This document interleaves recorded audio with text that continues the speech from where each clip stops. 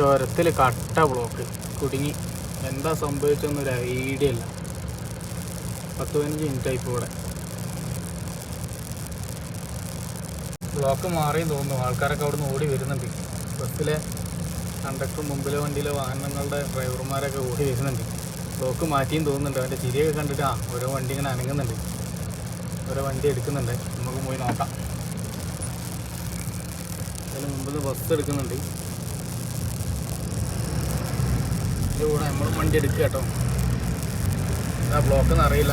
പോയി നോക്കാം എന്താ ബ്ലോക്ക് ആവാനുള്ള കാരണം. നമുക്ക് പോയി നോക്കാം കേട്ടോ. ഈ വണ്ടിയാണോ ബ്ലോക്ക് ഉണ്ടാക്കി? അല്ല തോന്നുന്നു അല്ലേ. ഈ വണ്ടിയാണ് ബ്ലോക്ക് ഉണ്ടാക്കിയെന്ന് അറിയില്ല. പോയി നോക്കാതായി. ഇപ്പോൾ അങ്ങോട്ടും ഇങ്ങോട്ടൊക്കെ വണ്ടി വരുന്നുണ്ട് കേട്ടോ. എന്ത് കാരണമാണ് ഇത്രയും ബ്ലോക്ക് ഉണ്ടായതെന്ന് ഒരു ഐഡിയ ഇല്ല.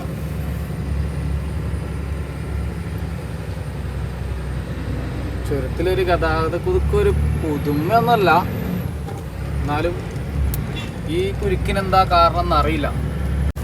ഉള്ളൊക്കെ വണ്ടികളാട്ടോ, ക്യൂ ആട്ടോ. ഉള്ള വളവുകളിലെ വണ്ടികളൊക്കെ ക്യൂ ആണ്. ഒരുപാട് വണ്ടികൾ മേലെ ഉണ്ട്. ഇതിലൊക്കെ ഒരുപാട് വണ്ടികളുണ്ട്. കാണുന്നില്ല അല്ലേ. എല്ലാ അളവിലും ആളുകൾ, പല വണ്ടിയിൽ നിന്ന് ആളുകൾ ഇറങ്ങി നിൽക്കുന്നുണ്ട്. ബ്ലോക്ക് ഒഴിവാക്കിയെന്ന് തോന്നുന്നു. എന്ത് കാരണമാണ് ബ്ലോക്ക് ആയെന്ന് ഇപ്പോഴും ഒരു ഐഡിയ കിട്ടുന്നില്ല കേട്ടോ. ഇതിലൊക്കെ ഫുള്ള് വണ്ടികളാണ്. ഇപ്പോഴും ബ്ലോക്ക് മാറിയിട്ടില്ല. മുകളിലേക്കുള്ള ഇപ്പം ബ്ലോക്ക് ആയിട്ടോ നിന്നിട്ടുള്ളത്. ഏത് വണ്ടി? ഇവിടെ കേടായിട്ടുണ്ടല്ലേ. അല്ലാത്തൊരു കഷ്ടം തന്നെ. ഇന്ന് തിരക്കില്ലാവില്ല വിചാരിച്ച് പോന്നേരും. നോമ്പല്ലേ തിരക്കില്ല ഇനില്ലേ. താഴെയും തിരക്കൊന്നുമില്ല. ഇപ്പൊ ഇവിടെ ബ്ലോക്ക് ആയിട്ടുള്ളൂ. എന്താ ചെയ്യാം, ഫുള്ള് ബ്ലോക്കാണ്.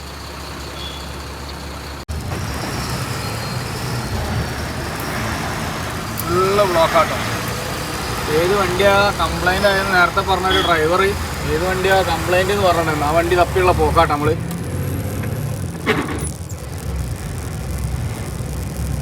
ഏതാ വണ്ടിന്ന് ഒരു ഐഡിയ ഇല്ല. നോക്കാം നമുക്ക്. എന്തായാലും ഫുള്ള് ബ്ലോക്കായി ഇവിടെ. 7-ാം വളവ് കഴിഞ്ഞാൽ പിന്നെ 8-9 വരെ ബ്ലോക്കാകുന്നു.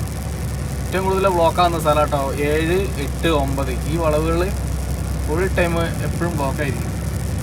കേടായ വണ്ടി അവിടെ കിടക്കുന്ന 10 ഏക്കറാണോ ഏതാണ് ഞാൻ കണ്ടില്ല കേട്ടോ. പുള്ളി പറഞ്ഞത് വണ്ടി ഏതാ കംപ്ലൈൻ്റ് ആയി കിടക്കുന്നത്. എനിക്ക് തോന്നുന്നത് അവിടെ കണ്ട ആ വണ്ടിയാണെന്ന് തോന്നുന്നുണ്ട് കേട്ടോ. ഇവിടെ മുന്നോട്ട് വേറെ വണ്ടികളൊന്നും കാണുന്നില്ല.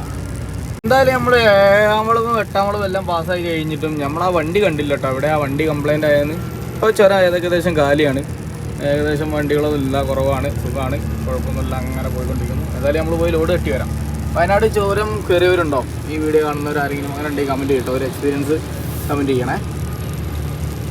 അപ്പോൾ ഓക്കെ ബൈ. ഇനി അടുത്ത വീഡിയോയിൽ കാണാം. ഓക്കെ. പിന്നെ KSRTC ഓവർടേക്ക് ചെയ്ത് പോകുന്ന